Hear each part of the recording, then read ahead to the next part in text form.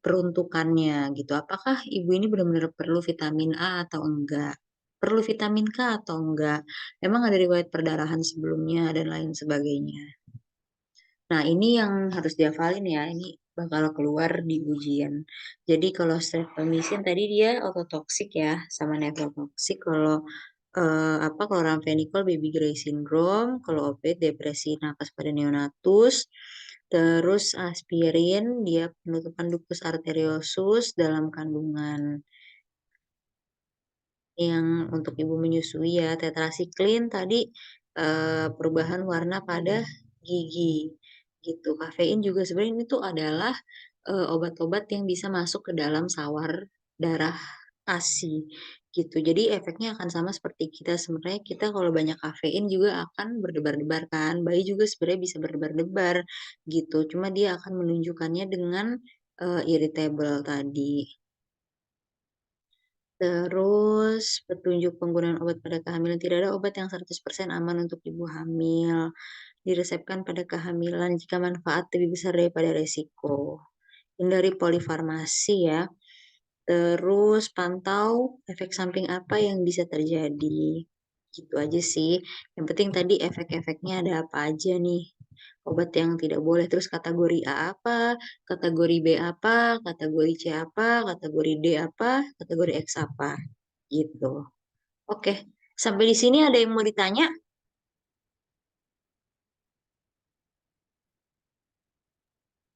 Izin Bu, saya Ratri Bu. Ya, silahkan. Eh, Kalau misalkan pada kehamilan yang DM ya Bu ya, Heeh. itu kan saya mengalami juga Bu. Saya memang ada DM dan waktu kehamilan yang terakhir, anak terakhir itu kan langsung disuruh insulin ya Bu ya. Hmm. Tapi selama kehamilan itu tetap dikasih metforminnya 1 kali sehari Bu. Nah kemudian ada juga yang dia belum punya anak ya Bu ya. Terus tapi kok nggak ada DM juga dikasih metformin itu bagaimana ya Bu? Terima kasih Bu. Ya, jadi kalau yang metformin itu dia memang ada efek yang lainnya. Jadi bukan sebagai glukosato. Jadi dia biasanya ada PCOS gitu ya. Nah, dia mempunyai efek estrogen gitu, sehingga dia bisa diberikan untuk pasien-pasien yang ada PCOS. Nah, sebenarnya sih kalau saya nggak tahu ya, mungkin pertimbangan dokter objinnya itu apa pada saat ibu waktu itu anak terakhir. Tapi guideline yang terbaru tuh memang insulin tok untuk 2020 kalau nggak salah gitu. Nah, tapi nanti kalau misalnya apa namanya metformin ini kalau misalnya kan udah terlanjur diminum kan pada saat kemarin literaturnya itu memang belum ada sih dilaporkan teratogen eh, gara-gara metformin gitu. Gitu ya, Bu. Setahu saya sih kayak gitu sih. Ya, baik Bu. Karena saya kehamilan anak yang terakhir itu di tahun 2012 Ibu. Oh Waktu iya. itu ya, jadi itu dari dokter apa endokrinnya Bu gitu. Heeh. Ya, terima kasih banyak Ibu. Ya, oke, ada yang mau nanya lagi? Ibu izin bertanya, Bu. Ya, Kalau tadi kan dipaparin tentang keamanan obat untuk ibu hamil, Ibu. heeh. Bagaimana kalau dengan ibu menyusui, Ibu? Apakah sama literasinya atau obat-obat yang nggak boleh untuk ibu hamil juga sama nggak boleh untuk ibu menyusui? Iya, amannya sih gitu karena sawar darah plasenta itu eh, hampir sama ya dengan sawar darah ASI gitu. Tapi mungkin ada beberapa obat yang ibu menyusui boleh, tapi ibu hamil nggak boleh. Jadi patokannya nih adalah ibu hamil dulu. Kalau ibu hamil boleh, berarti menyusui boleh gitu. Tapi kalau ibu menyusui itu boleh untuk kriteria juga tidak terlalu digalakan seperti yang ibu hamil gitu ya.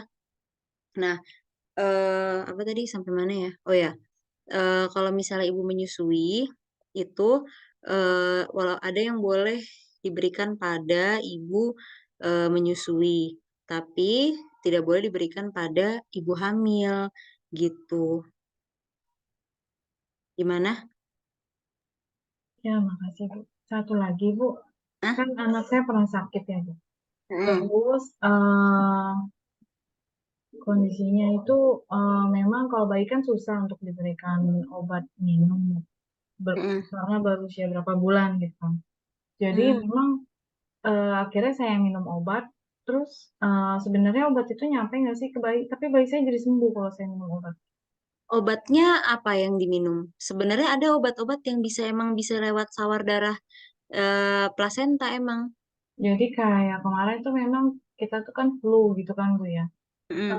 Terus kata dokter juga memang ada radang juga. Akhirnya saya Mm. minum antibiotik sama anti radang juga gitu. Tapi memang Bisa kata sih. dokter itu aman gitu. Ada yang bisa memang, terutama kalau ibu-ibu habis melahirkan kan suruh minum vitamin A, vitamin K gitu yang kayak kapsul ini itu buat bayinya gitu. Jadi mungkin bisa tergantung obat antibiotiknya apa gitu. Bisa ada yang bisa disekresikan oleh ASI ya. Iya, makasih Bu. Iya, oke. Gimana? Kalau nggak ada lagi kita lanjut ke materi yang berikutnya ya, tentang penata laksanaan nyeri.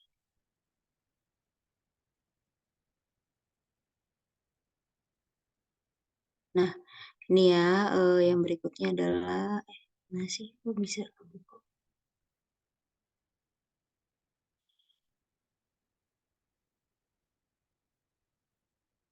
Penata laksanaan nyeri. Jadi, nyeri itu merupakan perasaan tidak menyenangkan yang disampaikan ke otak terkait dengan adanya kerusakan jaringan, baik potensial maupun aktual. Ini agak susah ya bahasanya ya.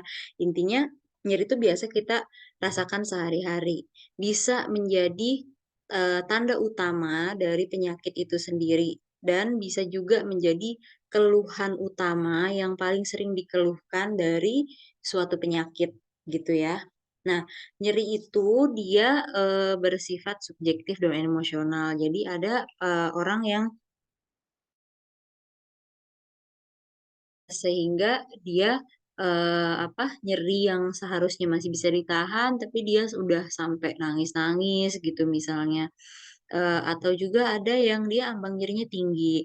Misalnya pernah ada pasien kekerasan di lapas datang. Nyerinya biasa aja, tapi kok perutnya kenceng gitu. Terus akhirnya di ronsen ternyata ada kebocoran di usus. Harusnya kan itu nyeri banget ya, tapi karena sesubjektif itu sehingga terlihat seperti biasa aja gitu. Nah, jenis nyeri itu dibagi ya, ada berdasarkan durasi, berdasarkan asal, berdasarkan intensitas. Berdasarkan durasi itu dibagi jadi dua, ada yang akut, ada yang kronis. Dikatakan nyeri kronis apabila dia sudah lebih dari 3 bulan. Kalau nyeri akut, dia masih kurang dari 3 bulan gitu. Terus berdasarkan asalnya, dia terbagi menjadi nosiseptif dan neuropatik. Nosiseptif itu berarti dia berasal dari reseptor. Reseptor itu adanya di perifer, di kulit, di tulang. Di tulang tuh proprioseptif ya, tetap ada reseptor juga gitu. Nyerinya terlokalisasi. Ah, atau nyerinya bisa bersifat visceral. Visceral itu dari organ dalam, tetap ditangkap oleh reseptor juga. Gitu misalnya yang tadi contoh perdarahan contoh ususnya bocor atau limpahnya pecah gitu ya. Nah, itu nyeri visceral. Nah, karena visceral itu di dalam, dia cuma menghantarkan doang. Kita nggak bisa nunjuk di mana letaknya. Sama kayak pasien nyeri dada, pasien non-STEMI misalnya, atau pasien STEMI gitu, angina deh. Nah, itu dia nggak bisa ditunjuk di mana, karena dia termasuk nyeri visceral. Nah, terus berdasarkan intensitasnya ada mild sama moderate dan severe yang parah ya. Nah, terus ini adalah mekanisme nyeri nosiseptif ya. Jadi pertama itu ada stimulasi dulu nih dari perifer. Misalnya kita memegang suatu benda panas, set, terus dihantarkan gitu ya ke sumsum tulang belakang oleh saraf perifer. Nah, dari sumsum tulang belakang itu biasanya kalau thresholdnya dia sudah ada thresholdnya sih, tapi saya lupa berapa ya, melebihi ambangnya dia berarti kan itu adalah nyeri yang berbahaya ya. Maka bisa muncullah refleks sehingga dia nggak terlebih dahulu disampaikan ke otak, tapi bisa langsung berputar di sumsum tulang belakang nih. Dia bisa nggak ada jalurnya. Nah ini dia berputar sehingga bisa langsung ke perifer, ke motorik dan ada refleks untuk tangannya menarik gitu. Baru sisanya dihantarkan ke otak. Makanya kalau kita nggak sengaja kepegang sesuatu yang panas gitu, kita narik dulu tangan kita baru terasa panasnya kadang-kadang. Jadi karena itu refleksnya terlebih dahulu dihantarkan. Nah, ketika udah disampaikan ke otak, maka terjadilah persepsi nyeri gitu. Terus, nah ini stimulasi ya, yang penjelasan dari yang tadi. Jadi ada reseptor, dia menerima rangsangan nyeri gitu. Transmisi ketika impulsnya tadi dibawa melalui saraf aferen. Saraf aferen itu ada dua macam, ada alfa, delta, dan C. Nah, terus mediator inflamasi kayak histamin, prostaglandin, leukotrin, serotonin itu meningkatkan sensitivitas terhadap nyeri. Makanya kalau kita lagi demam gitu ya, kan prostaglandin meningkat tuh peradangan. Nah, kita akan merasa sakit-sakit tulang, nyeri gitu. Nah, itu karena sensitivitasnya meningkat akibat mediator inflamasi gitu. Terus persepsi nyeri setelah impuls saraf sampai ke otak dirasakan baru ada respon untuk nyeri.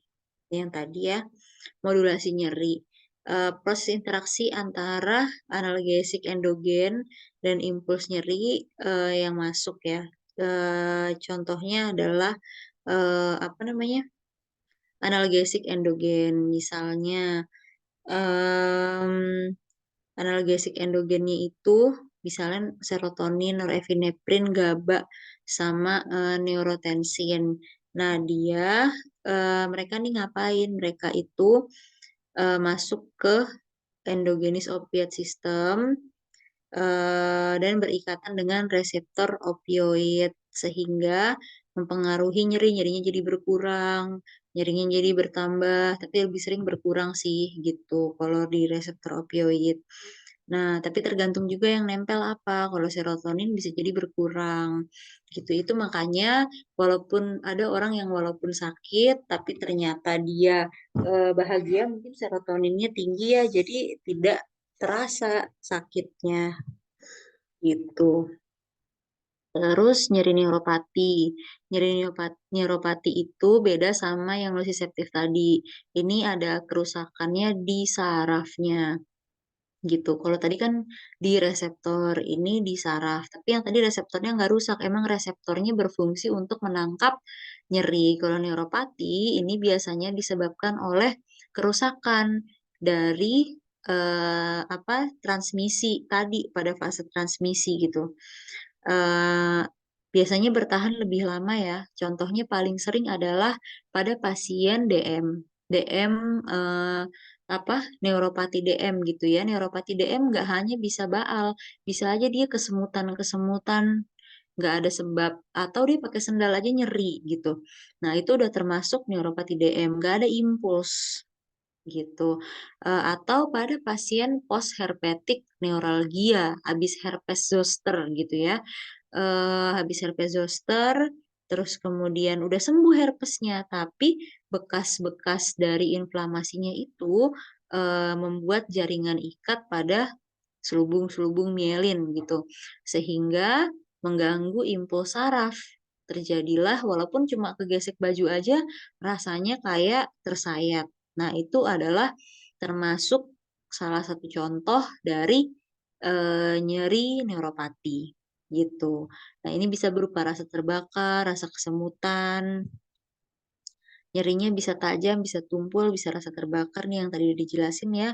Dan nyeri neuropati tidak bisa diobati dengan analgetik biasa. Jadi, kalau misalnya pasien, aduh sakit nih bekas herpes, terus dikasih lah misalnya kalau di puskesmas ya nadik, atau bisa juga dikasih, apa namanya, paracetamol gitu, terus nggak hilang-hilang gitu. Nah, untuk mengetahui skala nyeri sebenarnya ada macam-macam ya, tapi tetap kembali lagi ke pengalaman. Karena, yang tadi, nyeri itu sifatnya subjektif. Ada pasien yang mungkin, "Saya nyerinya 10," gitu, 1 itu nggak nyeri sama sekali, 10 itu nyeri banget, "Saya nyerinya 10," tapi ternyata, cuma sakit lambung gitu, nggak sesuai dengan klinisnya, gitu. Pas ya kita bilangnya. 10 itu sakit banget, 0 itu nggak sakit sama sekali. Tujuan penata laksanaan nyeri, mengurangi intensitas dan durasi keluhan nyeri, menurunkan kemungkinan, berubahnya nyeri akut menjadi nyeri kronik yang persisten. Jadi nyeri itu memang harus ditata laksana, bukan karena, "Oh, anti nyeri doang, udahlah nggak usah diminum," gitu. Kan ada kan pasien yang kayak gitu. Kita edukasi, kenapa ini harus diminum, misalnya, "Ini anti nyerinya harus diminum, Bu, karena supaya, dia tidak menjadi nyeri kronis yang menetap atau supaya, dia tidak bertambah parah. Mungkin sekarang, seperti ada semut berjalan, tapi nanti bisa jadi seperti kayak diiris gitu. Jadi, untuk mengurangi itu. Walaupun tetap, tata laksana awalnya adalah, mengeliminasi penyebab nyeri. Misalnya kalau nyeri-nyeri otot doang karena demam infeksi, ya kita obatin infeksinya gitu. Jangan pernah lupakan penyebab awal. Tapi kalau misalnya ada penyakit-penyakit kayak tadi neuropati DM, tetap kita obatin DM-nya. Tapi tetap kita harus obatin juga nyeri neuropatinya, gitu. Karena, nanti kalau dia neuropati terus, misalnya dia nggak bisa pakai sendal, dia jalan, terus kena misalnya, yang panas-panas atau tersandung gitu ya, di mana mungkin ada beberapa bagian kaki dia yang baal, sehingga terjadilah luka. Nah, kalau pada orang DM sudah luka, lukanya akan susah sembuh. Jadi itu makanya nyerinya tetap harus kita tata laksana, gitu. Kayak misalnya orang habis herpes zoster juga biasanya kalau nggak diobatin dia susah, mau pakai baju susah, mau apa susah, mengganggu kualitas hidup, gitu. Atau sering terbangun dalam tidur dan lain-lain. Nah, terapi non-farmakologinya, jadi terapinya dibagi 2. Ada yang non-farmakologi, ada yang farmakologi. Yang non-farmakologi itu dia, diberikan TENS ya, transcutaneous electrical nerve stimulation. Jadi untuk nyeri nyeri akut dan kronik, misalnya pada pembedahan, traumatik, neuropati gitu. Terus terapi psikologis, misalnya karena tadi kan dia subjektif ya, bisa aja dia nyeri karena gangguan jiwa gitu, kayak gangguan somatisasi gitu, atau sakitnya hipokondriasis, nanti dicari aja ya itu apa. Nah itu, dia bisa diberikan terapi relaksasi. Nah kalau terapi farmakologinya dibagi 2, ada yang, analgesik, opioid, dan non-opioid, gitu. Nah, prinsip pengobatannya gimana sih? Kita mulai dari yang ringan dulu sampai ke analgesik yang paling kuat. Jangan cuma tiba-tiba sakit tangan nih, habis olahraga langsung kita kasih morfin. Jadi kita harus mulai dari yang paling ringan. paling ringan misalnya NSAID atau acetaminophen, terus habis itu opioid lemah, opioid kuat. Nah, kalau misalnya tapi opioid kuat itu biasanya kan untuk pasien-pasien tertentu ya, nggak semua walaupun memang nyerinya berat, biasanya kita lebih mempertimbangkan obat anti nyeri, NSAID atau yang selektif atau non selektif atau bisa paracetamol juga ditambah dengan adjuvan. Adjuvan itu bisa berupa antidepresan, misalnya amitriptilin, atau antikonvulsan, misalnya gabapentin atau diazepam gitu. Jadi digabungkan menjadi satu gitu, walaupun dosis adjuvannya itu memang nggak full ya gitu, daripada kita memberikan opioid. Nah, nyeri ringan sampai sedang ya, bisa diberikan obat non-opioid dan adjuvan, misalnya NSAID, acetaminophen. Kalau yang mulai moderat nih, kita bisa berikan kodein, hidrokortison, dan lain-lain. Kalau yang berat itu baru morfin. Morfin itu biasanya pada pasien jantung yang angina. Itu kenapa harus ditata laksana nyerinya? Karena bisa menyebabkan shock neurogenik gitu. Nah, terus bisa juga pada pasien dengan terapi kanker atau yang sudah kanker gitu.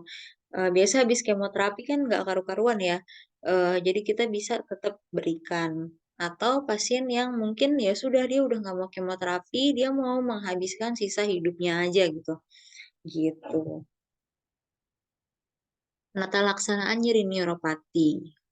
Hampir sebagian besar nyeri neuropati tidak berespon terhadap NSAID dan analgesik opioid. Bahkan opioid juga nggak bisa memberikan respon ya pada neuropati. Terapi utamanya adalah antidepresan trisiklik, misalnya amitriptilin tadi ya, antikonvulsan, anestetik sistemik dan lokal. Contoh obat yang dapat digunakan adalah pregabalin, gabapentin, phenytoin, dan carbamazepine. Nah, analgesik non opioid. Analgesik non opioid ini digunakan mulai dari analgesik yang efektif dengan efek samping yang ringan. Misalnya tadi acetaminophen, aspirin, NSAID, jadi ini ibuprofen gitu. Atau kalau paling sering ketorolak. Cuma ini kalau satu aja udah alergi, biasanya dia alergi semuanya. Jadi kalau misalnya saya pernah ada riwayat minum ibuprofen, terus matanya bengkak. Nah, biasanya dia ketoprofen juga bengkak, ketorolak juga bengkak, gitu. Asam mefenamat juga bengkak, natrium diklofenak juga bengkak. Jadi sekawan-kawannya itu dia ikut-ikut juga semua, gitu. Nah, paracetamol memiliki khasiat analgetik dan antipiretik, menghambat bentukan prostaglandin secara sentral dan tidak di jaringan serta tidak berefek sebagai antiinflamasi. Dia nggak punya efek antiplatelet ya. Pilihan yang aman untuk ibu hamil dan menyusui. Nah, kalau aspirin ini tuh sebenarnya dia bisa punya efek analgetik, antipiretik, antiinflamasi gitu. Tapi dia itu juga punya efek antiplatelet. Jadi hati-hati kalau misalnya pasiennya memang darah tinggi gitu. Terus minum ini kalau misalnya pecah pembuluh darahnya akan susah biasanya. Terus menyebabkan Rey syndrome. Jadi kalau ini pada orang luar negeri sih sering ya. Hmm, apa kan kalau orang luar negeri jarang pakai paracetamol, dia pakainya aspirin gitu. Ternyata demamnya tuh karena infeksi virus. Nah, ketika infeksi virus diberikan aspirin, dia bisa menyebabkan tadi sindrom Reis, gitu, gangguan pada hepar dan SSP. Jadi memperparah si infeksi virusnya, gitu. Bahkan bisa sampai trombositopeni sehingga dipikir, oh iya, ini kayak demam berdarah gitu. Padahal ternyata dia Reis syndrome. Hati-hati yang alergi pada aspirin yang tadi ya. Nah, ini COX. Jadi sebenarnya nyeri itu kan salah satunya dipengaruhi oleh prostaglandin. Prostaglandin itu dia dibentuk oleh COX-1 dan COX-2. prostaglandin itu nggak cuma jahat ya, nggak cuma berfungsi untuk radang doang gitu, tapi dia juga berfungsi untuk memproduksi melindungi mukosa lambung. Nah, melindungi mukosa lambung sehingga tidak luka gitu. Nah, kalau misalnya kita mau yang spesifik, yang misalnya pasien udah sakit lambung, kita bisa berikan COX-2 yang lebih selektif, misalnya kayak Celecoxib gitu ya. Kalau yang lain kan COX yang tidak selektif kan bisa, tapi kenyataannya tetap aja dia dia tetap mengganggu lambung, sehingga biasanya kalau ada lambung ya paracetamol gitu. Antagonis seperti morfin ini udah dibahas ya, antagonis seperti jadi yang opioid ini dia ada yang seperti morfin, seperti meperidin, seperti metadon, naloxon dan tramadol.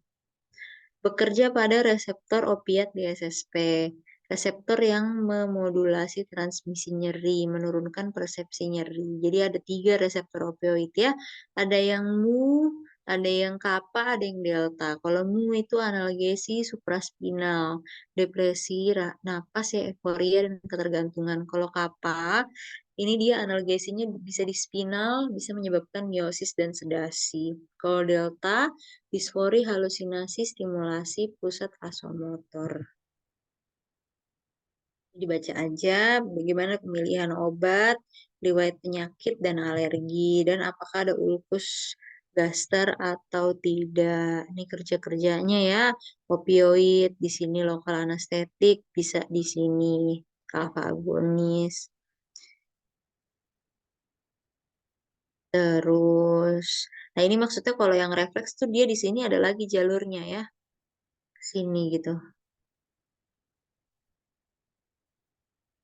Terus, nah ini guideline yang tadi udah dijelasin ya. Pokoknya pilihlah dari yang ringan dulu, baru menuju ke yang makin lama makin berat. Oke, sekian. Kira-kira gimana? Ada yang mau nanya? Atau ada yang bingung?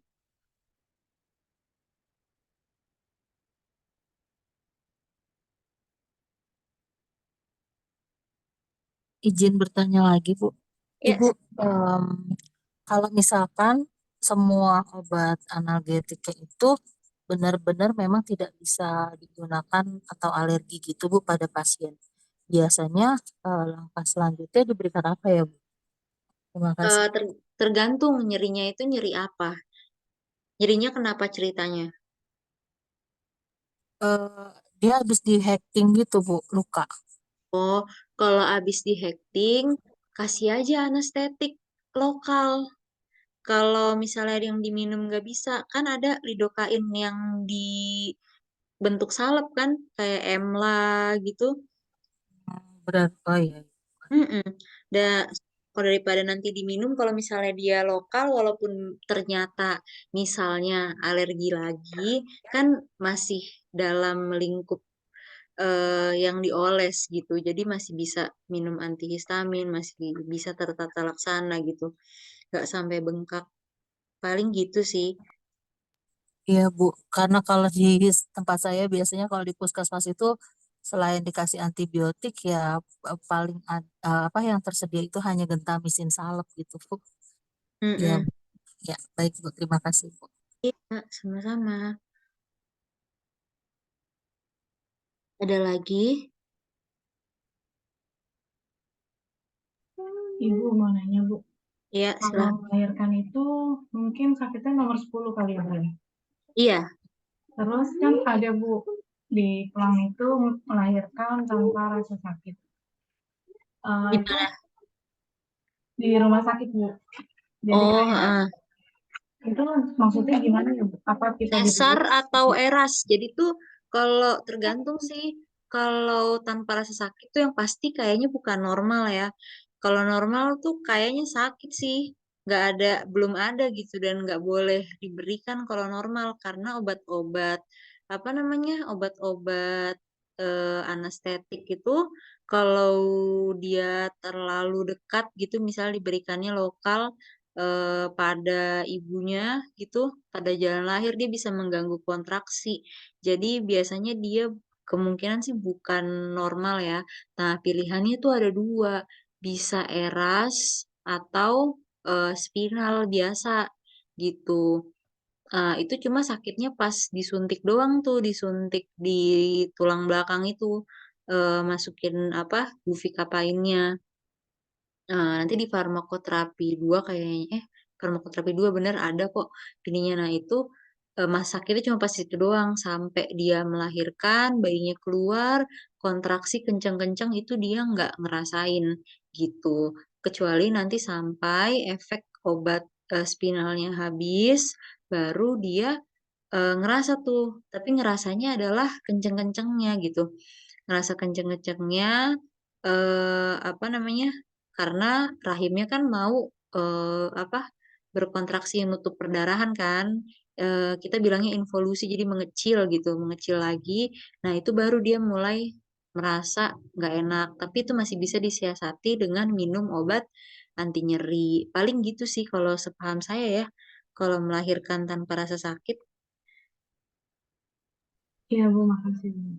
Iya, ada lagi. Bu, saya mau tanya Bu, Bu kalau terapi TENS tuh kayak gimana Bu ya?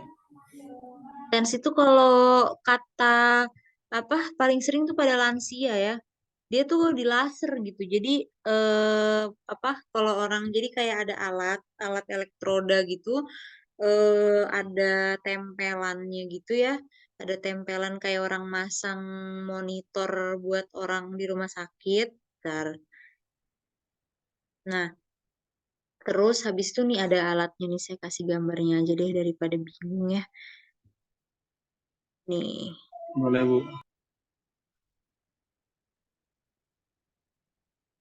Jadi nanti dia nih ya, kayak gini. Jadi dia ada elektrodanya kayak yang buat masang EKG, dihubungkan ke kabel, dihubungkan lagi ke alat. Nanti di alat ini biasanya bisa diatur mau frekuensinya berapa dengan kekuatan berapa gitu. Oh, itu stimulasi biar nggak apa ngurangin rasa nyeri atau ngilangin Bu atau gimana Bu? Jadi itu sebenarnya dia tuh kerjanya mengacaukan impulsnya ya. Jadi bukan mengacaukan dalam arti merusak. Karena kan kalau dia nyerinya itu kayak apa, postherpetic neuralgia, kayak neuropati gitu ya, yang udah berat gitu, udah kronis, dia kan akan terus ada tuh impulsnya. Sehingga dengan adanya kelistrikan tadi, dia mengacaukan. Diharapkan kayak orang habis kejut jantung gitu. Diharapkan setelah diberi kelistrikan, si threshold dari saraf-sarafnya itu menjadi netral. Sehingga impuls untuk nyerinya itu dia nggak terus-menerus berjalan lagi gitu. Baik Bu, makasih Bu. Ya, sama-sama. Ada lagi?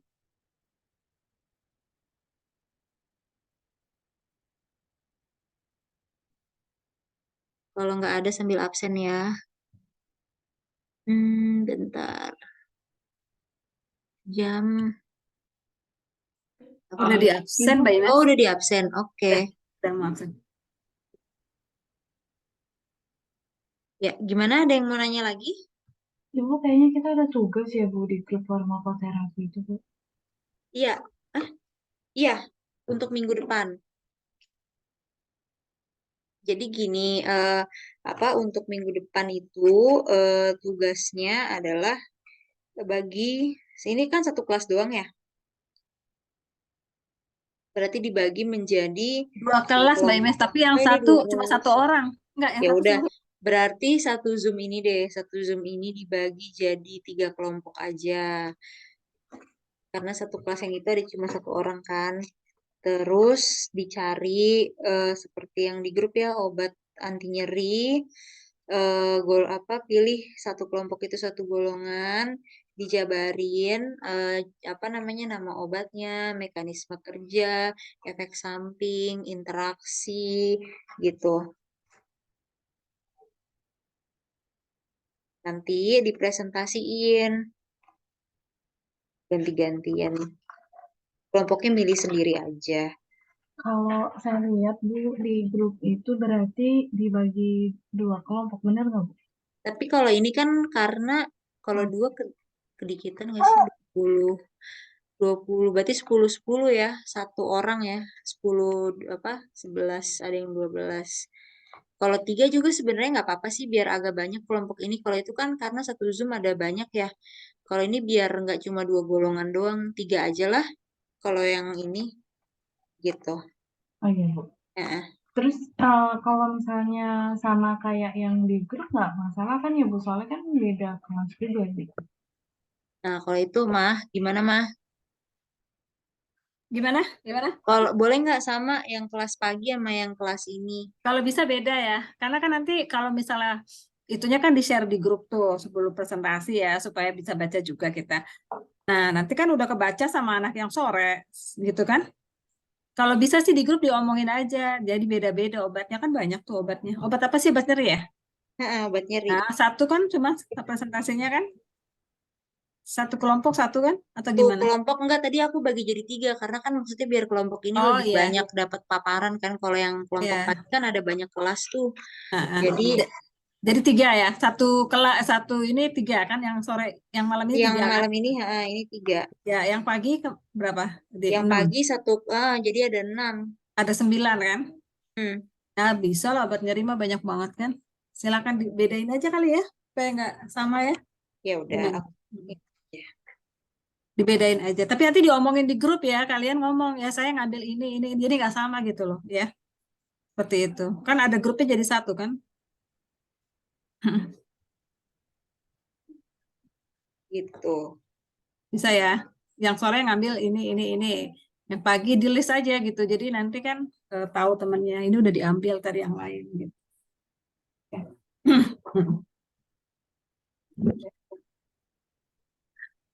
Gimana? Udah ya? Udah paham ya? Jangan japri-japri ya di sini aja supaya nggak bingung ya. Ada ketentuannya nggak Bu untuk presentasinya? Nggak ada sih. Yang penting Maksudnya kelihatan poin-poin apa bisa aja yang kebaca dibahas? aja. Tadi poin-poinnya kan itu. Apa namanya? Contoh-contoh obatnya. Terus ada apa?